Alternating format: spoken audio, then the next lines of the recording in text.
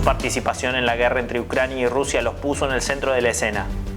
El Batallón Azov, un grupo militarizado con un pasado controvertido y una influencia creciente, se convirtió en uno de los mayores enemigos de Vladimir Putin. Sin embargo, las denuncias que pesan sobre ellos son duras y los reportes sobre su origen señalan vínculos con la extrema derecha. ¿Cómo nació este batallón? ¿Por qué Putin los eligió para justificar su accionar?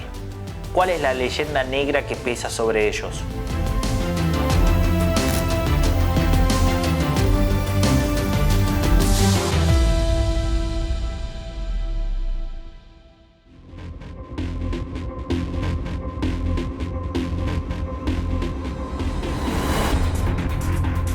Desde 2014, en medio del conflicto en la región del Donbass, el Batallón Azov se organizó como respuesta a la ofensiva rusa para anexar Crimea a su territorio.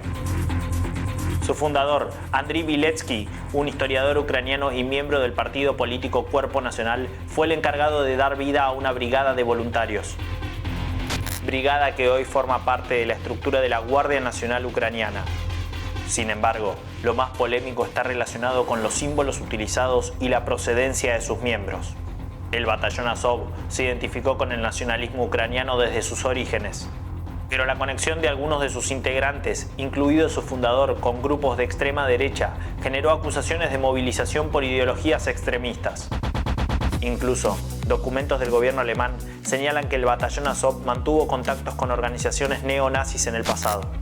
El uso de elementos controvertidos como la esvástica celta y la figura del ángel lobo en su escudo de armas puso bajo sospecha la simbología elegida. Estas referencias a emblemas utilizados por las SS hitlerianas aumentaron las críticas en torno a este grupo. A pesar de las denuncias y acusaciones de crímenes de guerra y violaciones a los derechos humanos provenientes del Kremlin, el Batallón Azov logró mantener su legitimidad y popularidad en Ucrania. Hay quienes señalan que su aceptación no se basa en los orígenes de su líder, sino en sus habilidades de combate y la defensa del territorio. La resistencia ejercida a las fuerzas rusas en Mariupol le valió el reconocimiento de todos los ucranianos.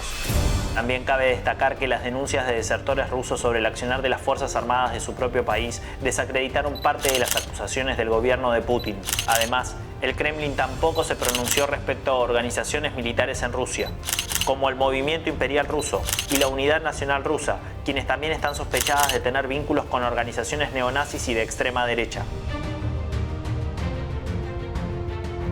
La guerra entre Rusia y Ucrania continúa cobrándose víctimas y el final parece lejano.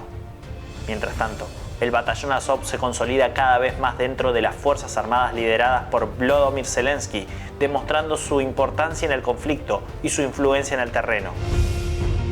Bueno, amigos de YouTube, hasta acá llegamos hoy. Si les gustó el informe, denle like, compártanlo y suscríbanse a nuestro canal. Soy Fernando Villarroel y nos vemos la próxima.